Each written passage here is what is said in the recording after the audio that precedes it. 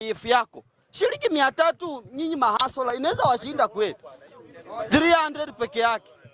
Na hii 300 si atunalipa, unaweza pata 50 bob ukalipa, ukapata 100 ukalipa, unalipa polepole NHIF yako ili kusaidia ukiwa mgonjwa.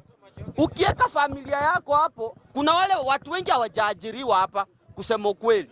Sasa acha nikuulize, wewe hujaajiriwa, unaendanga haso napata kaso ka 200, so ujinyime tu hata wewe weke kwa NHIF ili ukigonjeka uende hospitali utibiwe na utoke. Hii maneno ya kuchanga ati tukutoa hospitali sitaisha. Rais William Ruto ako na agenda mzuri sana. Na mimi, hata mimi mwenyewe vile mnaniona, sikuwa na NHIF. Lakini nashukuru Mungu, mimi sijaajiriwa, nafanyanga bodaboda. Lakini huwa najilipia, nalipa siku hizi NHIF, nalipa. Na sijaajiriwa na mtu. Kwa hivyo usikuja hapa kuteta ati NHIF, sijui William Ruto ameenda ABCD. My friend, tutawalazimisha, lazima utalipa hiyo kitu. Na hakuna maneno ya kupembeleza punda kwa mteremko.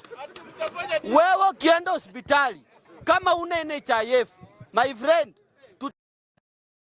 tutakuweka kando, kwanza utoe kwa mfuko yako, usikie uzito.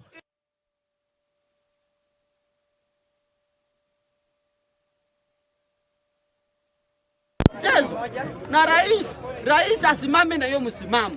Lazima kila mtu akuwe na NHIF. Ya pili, nimesikia unasema tax imepanda.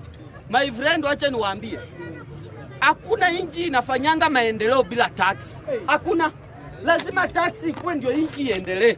Na Rais William Ruto ako na agenda mzuri sana. Sababu ya nini tunasema kuwa tax lazima ikue. Tax lazima ikue ndio nchi iweze kuendelea.